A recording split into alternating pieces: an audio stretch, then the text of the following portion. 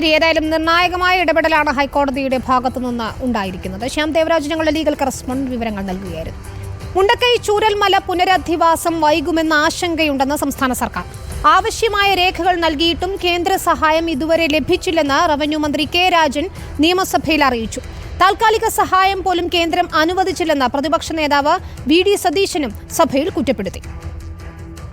ഈ ടൗൺഷിപ്പിൽ എല്ലാവിധത്തിലുള്ള സാമൂഹിക ആവശ്യങ്ങൾക്കും ആധുനിക കാലത്തൊരു ജനതയ്ക്ക് വേണ്ട എല്ലാ വിധത്തിലുള്ള സംവിധാനങ്ങളും പൊതു ഇടങ്ങളായി കൂടി നിർമ്മിച്ചുകൊണ്ട് ഒരു ടൗൺഷിപ്പ് എന്ന ആശയം തന്നെയാണ് ഇവിടെ മുന്നോട്ട് വെച്ചിട്ടുള്ളത്. രണ്ട് നിലവാരത്തിലുള്ള ആളുകളെ ഇവിടെ പുനരധിവസിപ്പിക്കേണ്ടി വരും. ആദ്യത്തെ സമ്പൂർണമായി ദുരന്തത്തിൽ പെട്ട ആളുകളുടെ ലിസ്റ്റും അവിടേക്ക് പോകാൻ പറ്റാത്തവരുടെ ലിസ്റ്റും പ്രത്യേകമായി തയ്യാറാക്കി അത് ജനങ്ങളുടെ മുമ്പാകെ പ്രസിദ്ധീകരിച്ച് ആളുകൾക്കുള്ള ആക്ഷേപങ്ങളും അഭിപ്രായങ്ങളും കൂടി കേട്ട് ആ പ്രവർത്തനം ലിസ്റ്റായി പൂർത്തീകരിച്ചുകൊണ്ട് തന്നെ അതിലേക്ക് കിടക്കണം. ഒരു തർക്കവും ഇതിന്റെ പേരിൽ ഉണ്ടാകാൻ പാടില്ല എന്നുള്ളതാണ് അതിൽ ഏറ്റവും പ്രധാനപ്പെട്ട പ്രശ്നം.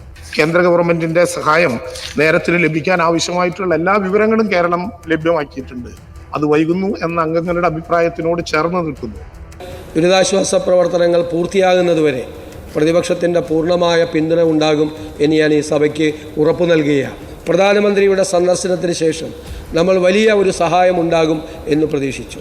ദൗർഭാഗ്യകരമെന്ന് പറയട്ടെ, താൽക്കാലികമായ ഒരു അലോക്കേഷൻ പോലും നമുക്കുണ്ടായില്ല എന്നുള്ളത് ദൗർഭാഗ്യകരമാണ് എന്ന് പറയാതെ പോകാൻ നമുക്ക് വയ്യ.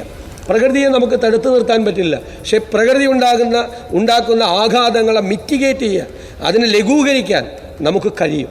അത് നമുക്ക് മനുഷ്യനുള്ള നമ്മുടെ അറിവുകളെ അതിന് പ്രയോജനപ്പെടുത്തുകയും ഫലപ്രദമായി അത് ചെയ്യുകയും ചെയ്യണം. അവിടെ ജീവൻ നഷ്ടപ്പെട്ട, ബന്ധുക്കൾ നഷ്ടപ്പെട്ട, ഏറ്റവും വേണ്ടപ്പെട്ടവർ നഷ്ടപ്പെട്ട പാവങ്ങളുടെ സങ്കടത്തിനോടൊപ്പം ഞങ്ങളും ആ ദുഃഖം പങ്കുവയ്ക്കും.